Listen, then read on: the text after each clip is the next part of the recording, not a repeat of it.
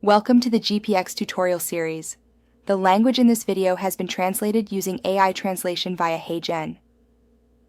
While we strive for accuracy, the translation may not be entirely precise or reflect the original intent and meaning in all cases.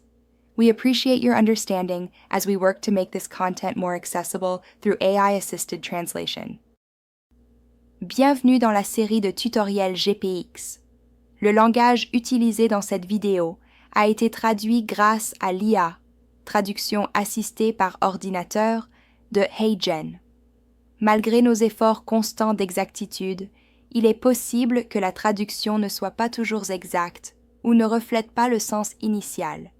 Nous vous remercions de votre compréhension tandis que nous travaillons à rendre ce contenu plus accessible grâce à la traduction assistée par IA.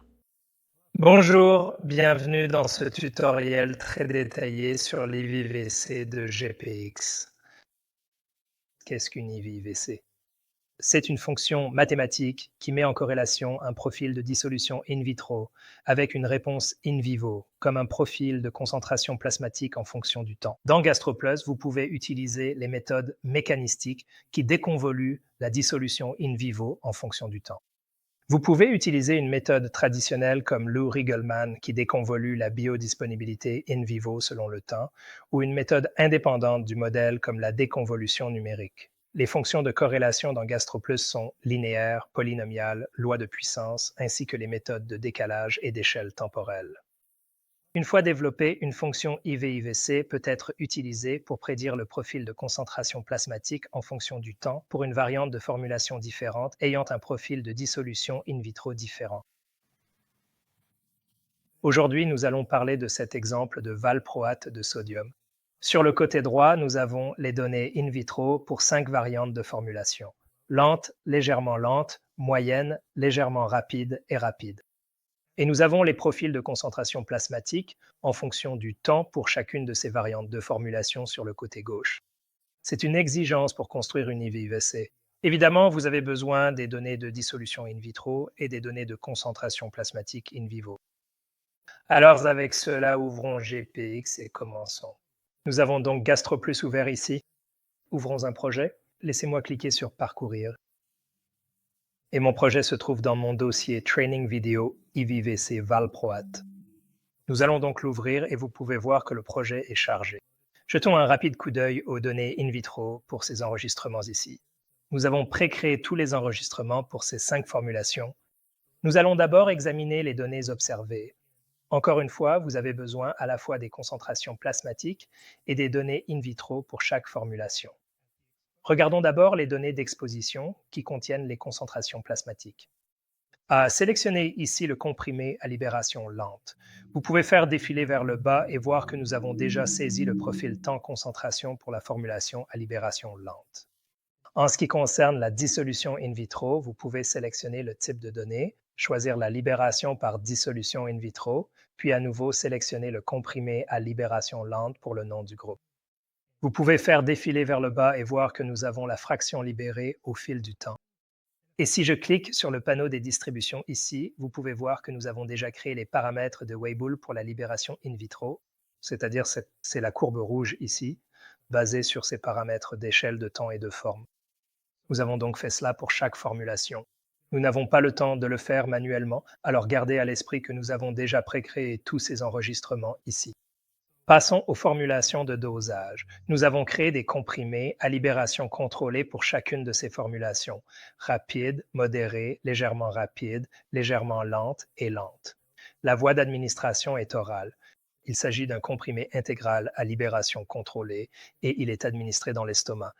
Si nous cliquons sur le panneau de libération contrôlée ici, vous pouvez voir que nous avons configuré les paramètres de distribution de Weibull pour le groupe de libération in vitro à partir du comprimé rapide pour la formulation rapide.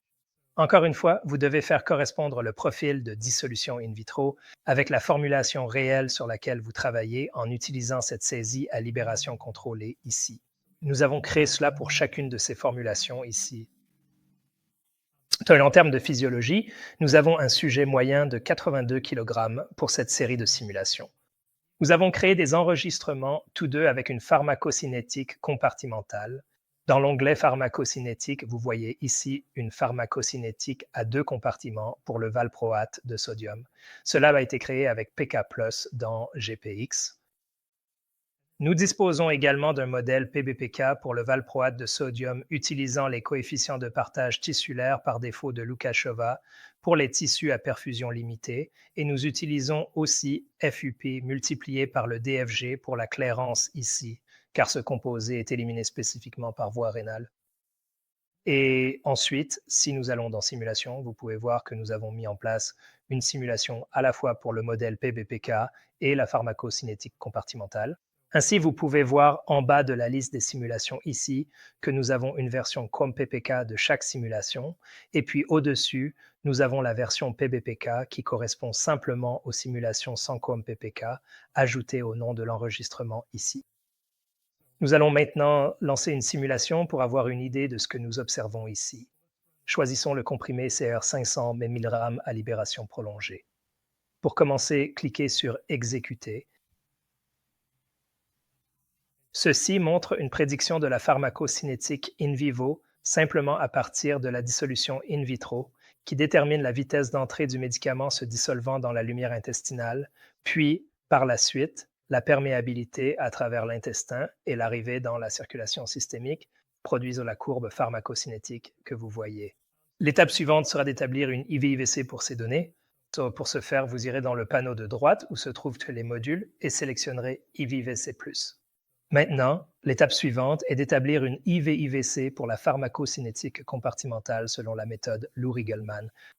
La première chose à faire est de créer un sujet pour la déconvolution. Développer le panneau des sujets et ensuite ajoutons un sujet. Bien sûr, ici nous faisons une déconvolution moyenne. Nous n'avons pas les données individuelles des sujets, donc nous allons créer un sujet moyen. Cliquez sur OK. Ensuite, nous devons configurer les entrées pour chaque formulation. Ici, nous devons donc configurer les formulations lentes, légèrement lentes, modérées, légèrement rapides et rapides. Cliquez sur Ajouter et nous commencerons d'abord par la formulation lente. Nous allons cliquer sur OK. Nous devons configurer le schéma posologique, la série de dissolution, la simulation de base, ainsi que les données d'exposition ou les données de concentration plasmatique pour cet enregistrement. Tout d'abord, nous allons aller ici et régler le schéma posologique sur la formulation à libération lente, la série de dissolution sur la version lente, la simulation de base. Ici, nous allons utiliser la pharmacocinétique compartimentale parce que nous allons effectuer une déconvolution avec la méthode de Lou-Rigelmann, donc j'utiliserai la pharmacocinétique du comprimé CR à libération lente et pour le groupe d'exposition, j'utiliserai les données de concentration plasmatique lente. Et c'est tout ce que vous avez à faire pour configurer l'une des entrées. Je vais répéter ce processus pour les autres formulations et poursuivre la formation une fois cela terminé. Toutes les différentes formulations, de la plus lente à la plus rapide, ont été préparées. Nous pouvons donc maintenant effectuer les déconvolutions. Réduisons le panneau d'entrée ici même en cliquant par exemple sur le bouton du panneau d'entrée. Cliquez sur le bouton de déconvolution puis sélectionnez les formulations rapides, modérées et lentes. Encore une fois, nous avons simplement un sujet moyen, donc nous allons sélectionner le sujet moyen, puis nous voulons nous assurer que la méthode à 2 compartiments de Lou-Rigelmann est sélectionnée, puisque nous avons ici un modèle PK à 2 compartiments. Ensuite, nous allons descendre au panneau d'exécution et de résultats de la déconvolution. Nous allons l'agrandir et cliquer sur Déconvoluer. GPX va assez rapidement déconvoluer la biodisponibilité in vivo en fonction du temps et il va l'afficher dans le graphique en haut à gauche ici. Sur le graphique en haut à droite, nous aurons les concentrations plasmatiques selon le temps. Ici, vous voyez que l'ajustement aux données est parfait car il s'agit d'une déconvolution, donc nous ajustons évidemment les données à ce stade. C'est un bon ajustement aux données. En bas à droite, nous avons le graphique de Lévy et en bas à gauche, nous avons l'AUC en fonction du temps. Si vous souhaitez avoir une meilleure vue de ces tracés, vous pouvez les développer en cliquant sur le bouton contextuel ici, puis les résultats apparaîtront et vous pourrez les maximiser et avoir une meilleure vue de ce que vous regardez là-bas. Lorsque vous avez terminé, cliquez sur le X pour fermer cette fenêtre. Nous avons donc terminé la déconvolution. Réduisons le panneau de déconvolution et passons au panneau de corrélation. Nous allons maintenant établir une corrélation entre la dissolution in vitro et la fraction biodisponible in vivo. Pour cela, nous sélectionnerons les modèles linéaires, loi de puissance, polynômes du second et du troisième ordre, puis nous irons à la section d'exécution de la corrélation et des résultats pour l'agrandir. Nous allons utiliser le critère AIC par défaut pour sélectionner le modèle qui fonctionne le mieux ici, puis nous cliquerons sur « Former la corrélation ».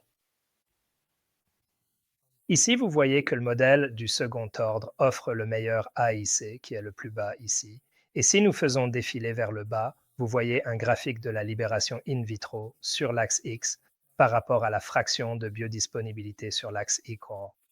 Et encore une fois, toutes les données des différentes formulations y sont représentées. Il trace également toutes les différentes corrélations individuelles qui ont été présentées ici. Vous pouvez sélectionner et désélectionner ce que vous souhaitez. Par exemple, si vous désirez désélectionner le polynôme du troisième ordre, la régression linéaire et la loi de puissance, vous pouvez afficher le polynôme du deuxième ordre qui s'ajuste le mieux. D'accord, c'est tout pour l'étape de déconvolution. Nous avons maintenant une IVIVC, nous pouvons l'enregistrer. Je vais donc enregistrer ceci comme la déconvolution compartimentale et nous allons sauvegarder cette corrélation. C'est donc maintenant disponible dans GPX pour être utilisé lors de l'exécution de simulation dans le programme. Si nous allons dans l'onglet Convolution, nous pouvons effectuer une validation interne et externe. Je vais minimiser le panneau de corrélation et d'exécution des résultats et maximiser le panneau de convolution. Ici, nous allons sélectionner les formulations rapides, modérées et lentes. Sélectionner le sujet moyen, puis par exemple, nous cliquerons sur Convoluer.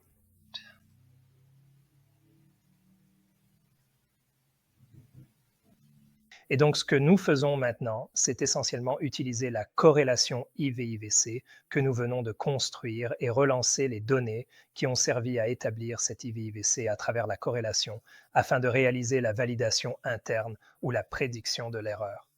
Ici, vous pouvez voir que l'erreur de prédiction de l'AUC est plutôt bonne, la valeur maximale étant d'environ 5,7%. Cela satisferait aux critères de la FDA, l'estimation ponctuelle étant inférieure à 15%. Et l'erreur de prédiction du CMAX varie de moins 3,2 à 15,84 pour la formulation modérée, donc cela échouerait de justesse aux critères d'estimation ponctuelle pour la formulation modérée, puis la moyenne des erreurs de CMAX et d'AUC est de 8 et 4%, et celle-ci respecterait la valeur seuil de 10% fixée par la FDA. Vous pouvez valider très rapidement votre IVIVC en utilisant les outils intégrés de GastroPlus. Bien sûr, vous pouvez également effectuer une validation externe. Donc, si nous désélectionnons les options rapides et modérées, nous pouvons exécuter les options légèrement rapides et légèrement lentes, puis cliquer sur Convoluer, et cela effectuera la validation externe en appliquant l'IVIVC sur des ensembles de données qui n'ont pas été utilisées pour construire l'IVIVC. Et ici, vous pouvez voir que l'estimation ponctuelle de l'AUC est de 6,6% et 14,1% pour les groupes rapides et légèrement lents. Donc, cela ne satisferait pas aux critères de la FDA dans ce cas. Je pense que toutes les estimations ponctuelles doivent être inférieures à 10% dans ce cas, et la moyenne doit également être inférieure à 10%. Donc, encore une fois, la moyenne, le CMAX et l'AUC présentent des erreurs de 20% et 10%, ce qui ne satisferait pas aux critères de la FDA dans ce cas. Passons maintenant à une IVIVC mécanistique. Nous allons réduire cet onglet de convolution ici, puis nous allons réduire l'onglet de corrélation et remonter vers les entrées. Maintenant, nous devons essentiellement lier la version PBPK du modèle à ces enregistrements. Donc, ce que je vais faire, c'est passer en revue chacune de ces entrées et sélectionner la simulation de base comme étant la version PBPK. Je vais d'abord aller à l'entrée lente, puis sélectionner le comprimé CR 500 mg à libération prolongée. Et ensuite, je vais passer à l'entrée légèrement lente, puis sélectionner la version PBPK du modèle, qui est la version légèrement lente. Pour la version modérée, au lieu du PK compartimental à nouveau, nous voulons sélectionner la formulation modérée. Pour la version légèrement rapide, encore une fois, nous allons sélectionner la version légèrement rapide sans l'étiquette comp PK. Et puis pour la version rapide, nous allons sélectionner la simulation de base du comprimé CR 500 mg rapide. Nous allons donc maintenant passer à la version PBPK du modèle et effectuer une IVIVC mécanistique PBPK. Nous pouvons aller dans l'onglet de déconvolution. Nous avons déjà correctement configuré nos entrées et sélectionné notre sujet, mais nous devons changer la méthode de déconvolution en mécanistique. Dans ce cas, nous devons définir les paramètres de Weibull pour la déconvolution mécanistique, car nous allons déconvoluer la dissolution in vivo et il nous faut sélectionner les différents paramètres de Weibull que nous souhaitons utiliser ici dans l'optimisation. Nous allons sélectionner Initialiser les estimations, qui utilise une estimation initiale générée automatiquement pour l'optimiseur, et nous voulons deux fonctions de Weibull à deux phases pour l'optimisation. Je vais sélectionner chacune de ces formulations à libération rapide, modérée et lente et les configurer pour une déconvolution de Weibull à deux phases. Et maintenant, nous avons deux fonctions de Weibull à deux phases configurées pour la déconvolution. Ensuite, nous allons accéder aux paramètres d'optimisation et nous assurer que nous avons sélectionné le retour veineux pour la fonction objective, puis nous allons déconvoluer. Ici, vous pouvez voir le résultat précédent. Le modèle compartimental est toujours visible. Ensuite, nous allons effectuer la déconvolution mécanistique en cliquant sur le bouton « Déconvoluer ». Et maintenant, il va optimiser la vitesse de dissolution in vivo pour chacune de ces formulations afin de correspondre au mieux à la concentration plasmatique. Cela va prendre un certain temps, donc nous allons simplement attendre que l'optimisation commence ici pour ce premier enregistrement qui est l'enregistrement rapide ici. Il semble que nous voyons maintenant la valeur du R carré et les paramètres de Weibull en cours d'optimisation, ainsi que la taille du pas et la valeur de la fonction objectif. Nous en sommes actuellement à la deuxième itération. Nous reviendrons lorsque les trois enregistrements, rapide, modéré et lent, auront tous été optimisés en termes de dissolution in vivo. La déconvolution était maintenant terminée pour la déconvolution mécanistique. Nous avons maintenant un profil de concentration plasmatique pour chacune des formulations. Nous avons ici, en haut à gauche, la libération in vivo déconvoluée représentée graphiquement. Et encore une fois, nous avons le graphique de Lévy ainsi que l'AUC en fonction du temps sur les graphiques en bas à droite et en bas à gauche, respectivement. Nous pouvons maintenant établir une corrélation pour la déconvolution mécanistique en allant dans le panneau de corrélation. Il a gardé nos paramètres de la dernière corrélation, linéaire, loi de puissance, second ordre et troisième ordre. Nous allons conserver ces sélections, puis lancer une corrélation en cliquant sur le panneau d'exécution et de résultats de la corrélation. Cliquez sur la corrélation de forme. Encore une fois, nous utilisons l'AIC comme critère. Et encore une fois, il va déterminer que la corrélation du second ordre est la meilleure pour cet ensemble de données. Je vais réduire le panneau de corrélation et ouvrir le panneau de convolution. Ici, nous pouvons désélectionner les formulations légèrement rapides et légèrement lentes et sélectionner les formulations rapides, modérées et lentes. Et nous allons effectuer la convolution en utilisant la déconvolution mécanistique.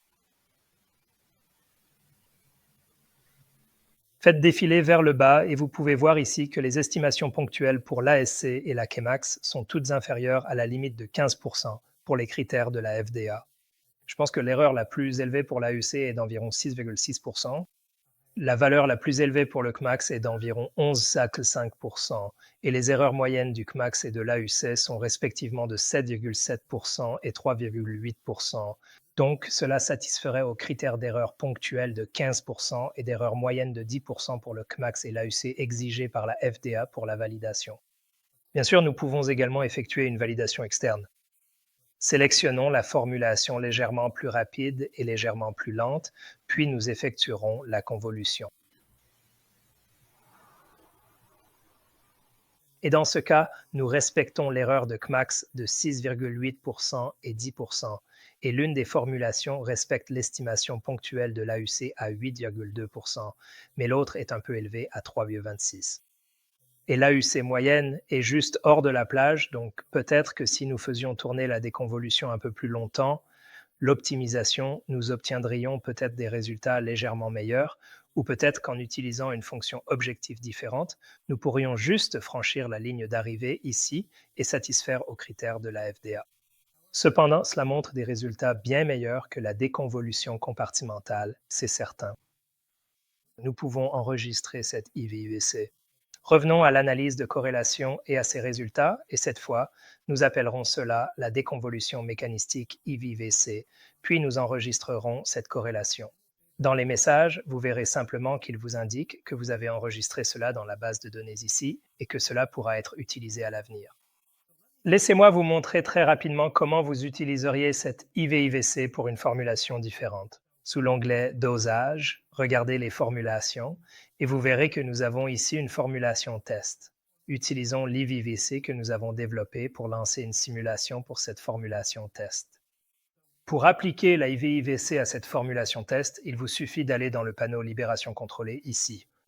Et au lieu d'utiliser ici les données de dissolution in vitro, ce que nous allons faire, c'est utiliser l'IVIVC que nous avons généré pour convertir la dissolution in vitro de la formulation test en dissolution in vivo. Pour cela, vous devez changer le profil des paramètres de Weibull à tabuler, puis sélectionner ici le bouton « Utiliser la corrélation IVIVC » et ensuite nous utiliserons la déconvolution mécanistique que nous avons créée. Utilisez ce polynôme ici pour convertir la dissolution in vitro de la formulation test en un profil de dissolution in vivo. Alors, cliquons sur « Créer une série in vivo » et vous voyez dans le centre de message qu'un nouveau profil de libération contrôlée in vivo a été créé à partir de l'IVIVC. Nous pourrions donc le sélectionner ici et lancer une simulation avec ce profil. Cependant, vous pourriez vouloir générer des paramètres de Weibull pour la dissolution in vivo. Pour cela, vous pouvez par exemple aller dans les données observées et également choisir les données de libération contrôlée in vivo. Nous devrions maintenant avoir une valeur pour la formulation test, ce qui est effectivement le cas. C'est donc ce qui a été converti à partir de l'IVIVC. Bien sûr, nous n'avons que les points de données du profil de dissolution in vitro. Nous n'avons pas encore ajusté une loi de Weibull, donc la courbe rouge ne correspond pas aux données in vitro. Ouais, nous pouvons très facilement le faire en allant dans le panneau des distributions, puis en faisant défiler vers la droite. Je vais sélectionner les données ici et cliquer sur « Estimations initiales », puis j'utiliserai une fonction de Weibull à 2 phases ici. Je vais faire une estimation initiale de 0,5 pour la première phase. Ensuite, cliquons simplement sur « Ajuster » et voyons ce que nous obtenons ici. Ça a l'air plutôt bien. Nous avons donc maintenant aussi des paramètres de Weibull qui correspondent aux données de dissolution in vivo que nous avons générées à l'aide de l'IVIVC. Je vais enregistrer ceci et revenir au dosage. Pour la formulation test, je vais maintenant définir le groupe de libération contrôlée in vivo. J'utiliserai la distribution ou les paramètres de Weibull générés.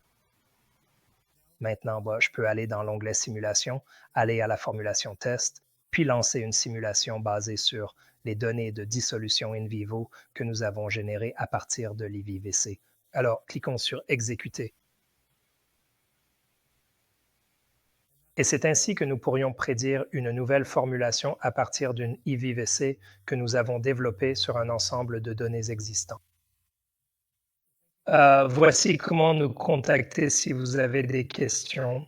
Encore une fois, nous avons d'autres tutoriels disponibles pour GPX et l'un d'eux qui complétera parfaitement celui-ci concerne la bioéquivalence virtuelle. Vous pouvez utiliser les IVIVC pour réaliser une bioéquivalence virtuelle dans GPX, donc je vous encourage à y jeter un œil. Merci et passez une bonne journée. Au revoir.